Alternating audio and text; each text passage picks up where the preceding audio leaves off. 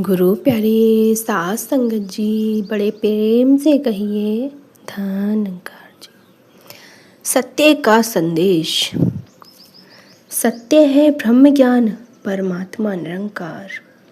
तीन काल है सत्य तो, मिथ्या है संसार। विद्या और अविद्या में अंतर है, बिना सतगुरु के सत्य का ज्ञान संभव ही नहीं है। सत्य का संदेश देना कठिन है, क्योंकि लोग मिथ्या में आश्वस्त रहना चाहते हैं, अज्ञानता रूपी अंधेरे में ही रहते हैं। जब तक जिज्ञासा न हो, मनुष्य सत्य की ओर नहीं जाता है। सत्य नीरस लगता है, क्योंकि संसार को माया का रस भाता है। सांचे का कोई गाहक नहीं, इसे अलूसी सिल भी कहा जाता है, यानी स्वादहीन। सत्य आत्मा का विषय है, तन मन से ऊपर उठकर ही सत्य का अनुभव किया जा सकता है। ब्रह्मज्ञानी सत्य का आधार लेते हैं, सत्य का व्यवहार और सत्य का व्यापार करते हैं। सत्य का संदेश केवल शब्दों से ही नहीं, जीवन से देना होता है। सत्य केवल शब्द नहीं है, यह बोध है, भाव है। निरंकारी संत समागम का सत्य का संदेश देने का अनूठा अति विशाल रूप है। सत्य के साथ हमारे प्रयोग हैं, सेवा, सुमरन, सत्संग। ये तीनों सत्य का संदेश देने के माध्यम हैं। मिसाल द्वारा देश और दूर देशों में दिया जा रहा सत्य का संदेश। सत्य की बात करते हुए पहले दूसरे व्यक्ति की भावनाओं को सुनिए, फिर कुछ कहिए।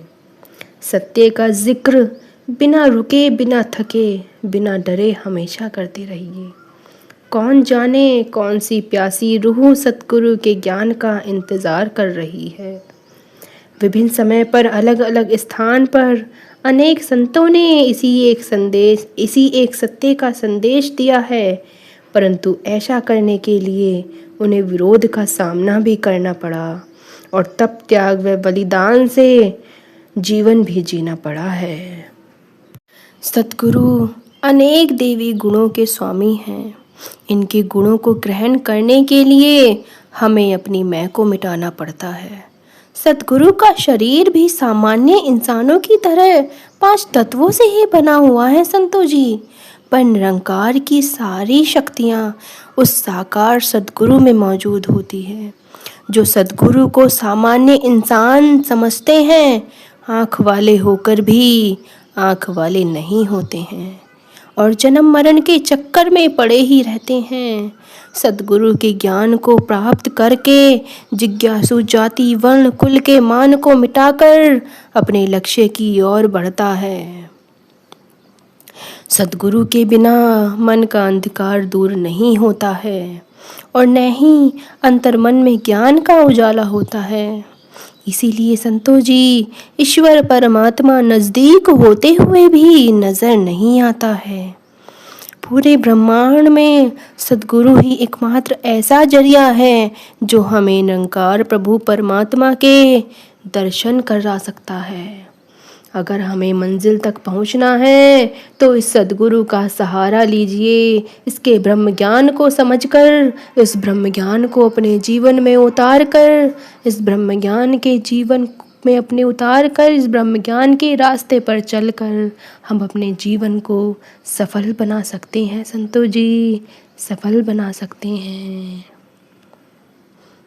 मिट्टी के मोल में तू हीरे लुटा रहा है, क्यों आत्मा को बेचकर तन को सजा रहा है। हर बार ले रहा है तू झूठ का सहारा, क्यों कर रहा है बंदे सच्चाई से किनारा। बुनियाद पे तू रेत की एक घर बना रहा है, मिट्टी के मोल तू हीरे लुटा रहा है।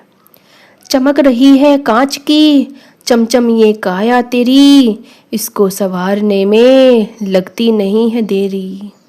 लेकिन अंधेरा अपने मन में बढ़ा रहा है, मिट्टी के मोल में तू हीरे लुटा रहा है। सिक्कों की खनक में तू आहें न सुन सकेगा, नेकी भलाई के तू मोती न चुन सकेगा। क्या था तुझे कमाना, क्या तू कमा रहा है? मिट्टी के मोल में तू हीरे लुटा रहा है। क्यों आत्मा को बेचकर तन को सजा रहा है? पशुओं की भांति तू ये क्या काम कर रहा है? मानव की जात को क्यों बदनाम कर रहा है? तू अपने अपनों क्यों इतना गिरा रहा है? मिट्टी के मोल में तू हीरे लुटा रहा है। क्यों आत्मा को बेचकर तन को सजा रहा है? कांटों भरी डगर से अब तो जगत निकल आ। बिगड़ा नहीं है कुछ भी, मौका है तू संभल जा। क्या हो गया है तुझको? कौन है तू और कहाँ से आया? क्या है तेरी मूल पहचान?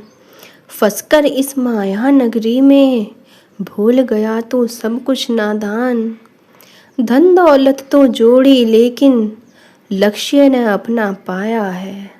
करने को क्या आया जग में, पर क्या करता आया है।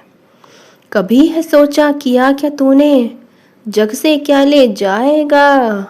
धन दौलत और कोठी बंगला काम न तेरे आएगा। आएगा जब काल बुलावा, छोड़ के तंतु जाएगा। अगर न जाना राज हकीकी, फिर केवल पछताएगा। सबसे बड़ा तो दुख 84, आना है और जाना है। इस चक्कर से बचना है अगर ज्ञान प्रभु का पाना है। समय अभी भी हाथ है मेरे, समय अभी भी हाथ है तेरे। सद्गुरु से ले रब का ज्ञान, मिट जाएगी भटकन तेरी। संध्या होगी तेरी निजी मकान, संध्या होगी निजी तेरी मकान। कौन है तू और कहाँ से आया? क्या है तेरी मूल पहचान? धन